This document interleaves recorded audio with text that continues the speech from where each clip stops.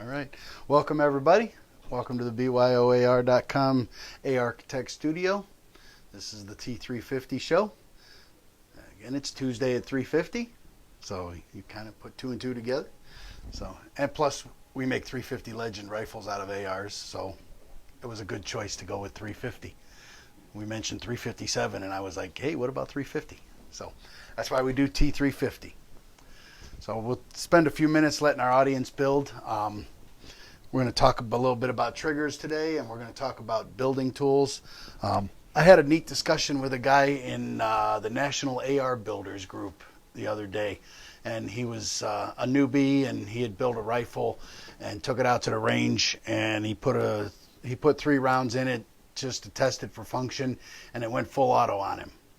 And it dumped all 3 rounds as fast as he could do anything. And he got on there and he was like, I don't know what happened and I can't figure it out, and was asking for advice. And I got on there with him and I said, I can't really diagnose anything without seeing it, but crack the gun open and give me a picture of what you got going on inside there. Let me see if you got your trigger springs on wrong, or see if you got something on there backwards. Let's see what you got going on. And he took a picture of it, and I zoomed in on it and I looked, and I was pretty sure I didn't see a spring under his disconnect. And I sent him back a message and I said, hey, I'm not sure if I'm not seeing it right, but I don't think I see a spring underneath your disconnect. And so this is what happens when you don't have a spring under your disconnect. The gun fires, the bolt comes back, the hammer comes back, catches on the disconnect, and there's no tension on that to hold it in place. So as soon as the bolt slammed back forward and loaded the next round, that pressure of that happening was enough to jump the hammer off of the disconnect, and the hammer followed the bolt home just a split second after. So basically it was full auto, but it was more of what we call a slap fire. So as it was slapping the bolt in place, the hammer was following, and bang, the next round was going off. So effectively it was full auto. And he took it all back apart, put the spring underneath his disconnect, and down the road he went. Everything was good after that. So, simple little things, you don't if you don't really understand how all these little nuances and little pieces function together, those kind of things can happen, and a gun going full on auto on you is a dangerous thing. Not only is it dangerous, it's illegal. So, but we got him straightened out. So, speaking of triggers and why we're here today, we're going to talk for a few minutes about our new parametric trigger that is going to be coming out for sale next week. So we've got a single stage drop-in cartridge style trigger. All these steel components are made out of 4140 heat treated to 55 Rockwell, black nitrided. The body's made out of 6061 aluminum, hard coat black or hard coat anodized. This gunmetal gray is the color that we went with for our trigger. Everybody has a little different color. We went with the gunmetal gray just because we thought it looked cool. So we got a nice heavy duty spring in here. We went up 1 gauge size on the wire so that when this thing, hear that? That's hitting my hand, and that hurts. That's how hard that thing hits. It's heavy duty wire for even the hardest primers. You're not going to have any problem with hard primers not going off because of light strikes. This thing, let me put it up here by the microphone. You can hear that thing's really hitting hard, and it actually hurts my hand where it's hitting. This thing is engineered for great accuracy, gets rid of all the creep or uptake on the trigger. There's no, it doesn't have any pull whatsoever. It's just at about 3.5 to 4 pounds, it breaks over nice and crisp, and it has a real nice crisp reset to it too. I'm going to do this up here again so you can hear it.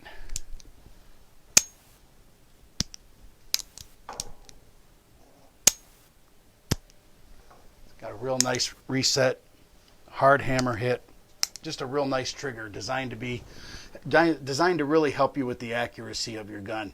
You're not going to get that long trigger pull and that hesitation or that anticipation of the recoil, which causes flinching and which hinders your accuracy. You know, this thing is really going to help with your accuracy. We have a sign-up sheet over at our BYOAR.com page. It's BYOAR.com/trigger. And there's a sign-up sheet there to get emailed when these things are available for sale. As long as we're going to the range this weekend, we're going to pull 5 of these units out of the assembly bin and drop them in guns. And we're going to the range Saturday. Got about 1,000 rounds of ammo, and we're going to have a little fun. Any excuse is a good excuse to dump 1,000 rounds of ammo. But in the name of research and development, it's even more fun. So as long as everything goes well this weekend with testing, these are going to be available Tuesday, the 21st, will be the launch date. They'll be on our website. You can go to the BYOAR.com/trigger, sign up for an email. You'll get notified, and you're going to get in on that introductory price of $10 off of retail. And even if we sell out of the first batch of 100, as long as your name's on that list, we're still going to honor that price for you. The special price is $119.95, and normal retail is going to be $129.95. So get on that list and you get that $10 off. Excuse me. So really looking forward to that. Really excited about this. We took this to the SHOT Show this year and presented it to a lot of the OEM guys and the builders. And you know, it's an industry show, so the general public really isn't allowed in there, but these guys were in the know. You know, they know guns, they know triggers, they know components, and everyone who handled this, we had it in a fixture where they could actually fire it, and everyone who handled it really, really liked it. And they're looking forward to seeing this come out too. So it's just a nice trigger, nice cost-effective trigger. And we're real excited to have this hit the marketplace. We've been working on this for a long time, and we thought we were really close in January, and here it is April, and it's finally coming to fruition. But with something like this, you want to make sure it's right. It's got to be right. It's got to be perfect. You know, this is one of the major components of a gun that makes a gun a gun. You know, this is what makes the action happen, and this has to be right. So we've spent some extra time in research and development and making sure that this is right. And we're just really excited. Can't wait for this to come out and for all that hard work to finally come to fruition. So in the A Architect page, we've had a lot of discussion this past week. A lot of new guys in there asking about tools. What kind of tools do I need to build a gun? What's the minimum I have to get? What do I absolutely have to have? What are the non-negotiables, if you will, of a toolkit? So, you know, I was giving guys some advice, and I thought we'd do a little quick video about tools so you could have a look at them and see what they are. I built this gun here I started yesterday on it, and I finished it today, doing a video about building, and I'll get into more on that in a little bit. But I built that gun, this gun, out of what you see right here on this table. I didn't use anything else other than this bench vise right here, and these tools that you see laid out on this table is all I used to build this gun. You know, this is probably one of the most invaluable set of tools that you can have when you're building an AR, is this punch set, drift pins. So there's starters, there's finishers, there's some other little pieces that help you brace your gun open for cleaning and different things. But these starter punches are really invaluable. And if you look, there's a little hole, right? And your drift pin fits in there. And what that helps you do is you don't have to hold the pin, hold the punch, and try to hold a hammer. You try to hold 3 things with 2 hands, it gets a little difficult. So what this does is it allows you to hold the pin in place where it's supposed to go in, and without having to hold on to 3 things. These are really great. They come in several different sizes for all the different, you have 4 different size pins on a gun, you have 4 different size starter punches. You have finishing punches. If you look at the finishing punches, it's hard to see on the camera, I think, but there's a little nub on there. And what that does is, if you look at the roll pin, there's a hole in your roll pin, and that nub fits into the roll pin. And again, it allows you to, once that pin is started and in place, it allows you to sit on that pin and not slip off. So when you're putting a pin in, say you're putting your forward assist pin in, you can see that fits right in that hole, and it helps you put that pin in. So a quick little tip. When you're doing that, take a little black electrician's tape, and you'll see me do this on the build videos. So you'll put a little black electrician's tape all around that pin, right?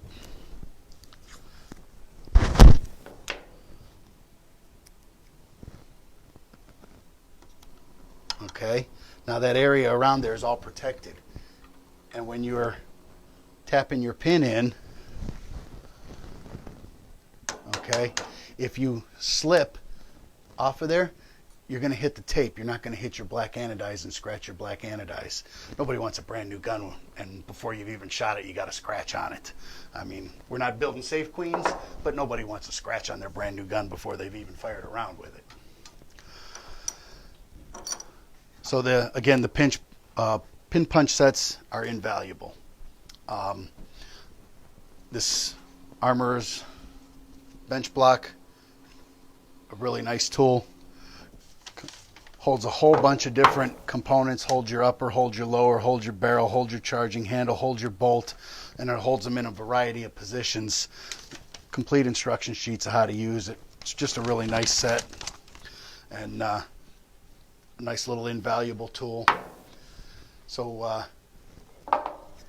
got your Armorer's wrench and your torque wrench with your barrel nut wrench on, or barrel nut wrench on the end of it. So those kind of work in conjunction with your vise blocks. So you got a lower vise magwell block, hold your lower, and you've got an upper vise block. So what happens here is, we'll take this apart. I'll show you how both of those are used.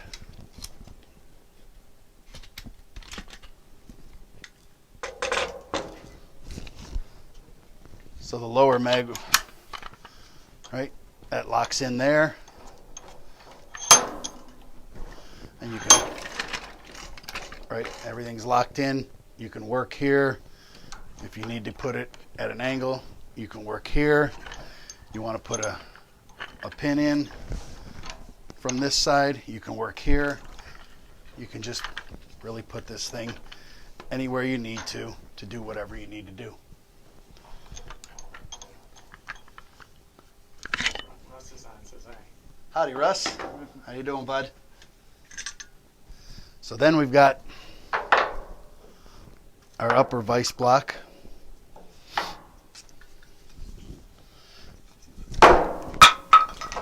And I dropped.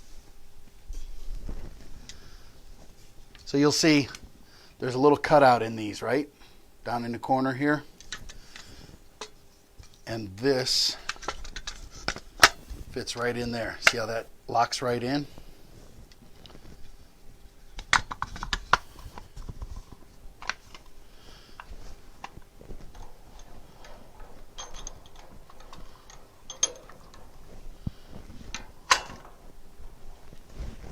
And that allows you to install a handguard, install a muzzle device.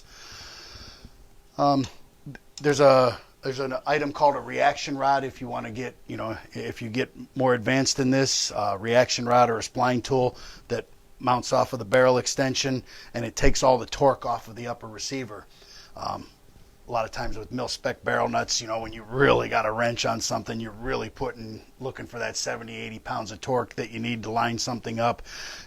It's probably not best to use something like this. If you have to go for those poundages, then a reaction rod or a spline tool is going to work better for you. But this is at a minimum the basics. We're just going for the basics right here.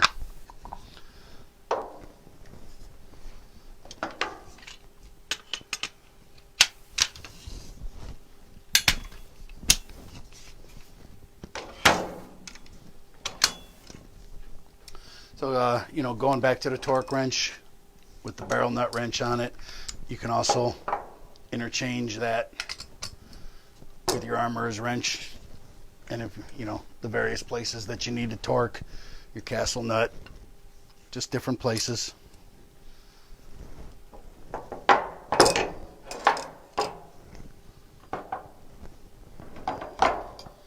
So those are kind of the basic AR tools, and then you're going to need a hammer, you're going to need some Allen wrenches, some screwdrivers, a crescent wrench, needle nose pliers, a lot of the basic stuff that we use in our everyday life, in our normal toolboxes, and a little thread locker, always a good thing. The set screw style gas block, you want to put a little thread locker on those. Just a couple different places that you want to use this kind of stuff, and you don't need much of it. It's going to go a long way. So that's kind of the basic tool. We are going to have a basic toolkit for sale on our website real soon. All the parts are coming in. They're being gathered. It's going to be around $130, and you're going to get a torque wrench, and you're going to get an armorer's wrench, and you're going to get the upper and lower vise blocks, and you're going to get the pin set, and you're going to get the armorer's bench block, and you're going to get instruction sheets with all that stuff. And we highly recommend too wearing a pair of safety glasses when you're building a rifle. Springs and detents can go flying, and you don't want to catch one in the eye. Going back to this rifle, I talked a little bit earlier about the videos I was doing on our BYOAR YouTube channel. We got videos coming of how to build an AR, detailed step-by-step instructions, taking you through. It took me about 45 minutes to an hour to film all of the whole build here, and I did step-by-step, showing you real close how everything does, how I did everything. I built this entire gun, like I said, with nothing but what you see here and this vise block, or this bench vise, I'm sorry.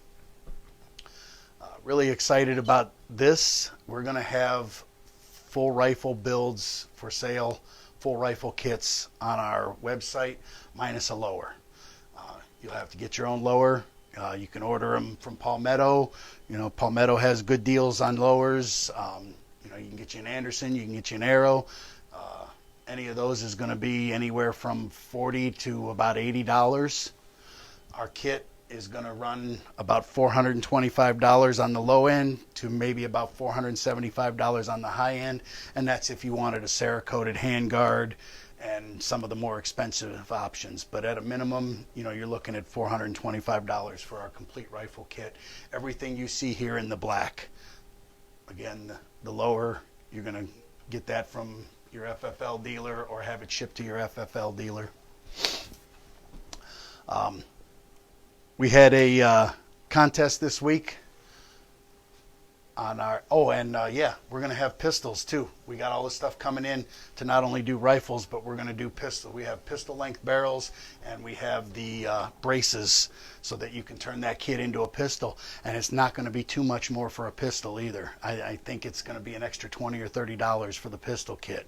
We shopped long and hard to get the components, and I'm really excited to say we got all American-made components. We didn't buy anything from anywhere else but here. We won't say where they came, where people were getting stuff from, but we bought all the components are American-made, and we're really proud of that. We shopped long and hard to get good pricing on that stuff so we can give you guys a good price. You can build this American-made AR for around $500, and that's just awesome. We had the contest this week about build tools and wanting to see your build kits and your build tools, your workbench. We've had a few responses to that. Don't forget to get your picture in for that question on the A Architect group, and the winner is going to win this sticker package. We got about 8 different stickers here that we carry, and you're going to get a nice little 308 pen with that as well. So don't forget to get those pictures into us. We love seeing them. We love interacting with you guys. Don't forget to sign up for the trigger. We talked about that earlier. BYOAR.com/trigger. Get on the list. Get that special introductory price. Again, we'll honor that price even if we run out of the first batch of 100. If your name's on that list, you're going to get it at that price when they come back in stock. So thanks for joining us this week, and keep watching out for all the exciting stuff we got going on. We got a load of stuff happening. We got more exciting stuff happening out there that we're going to be talking about in the next few weeks. We're just going gangbusters, and we couldn't be happier and more excited about it. So we'll see you next week. Thank you all for joining me. And remember, you don't have to be an expert to build your own AR. We're here to help.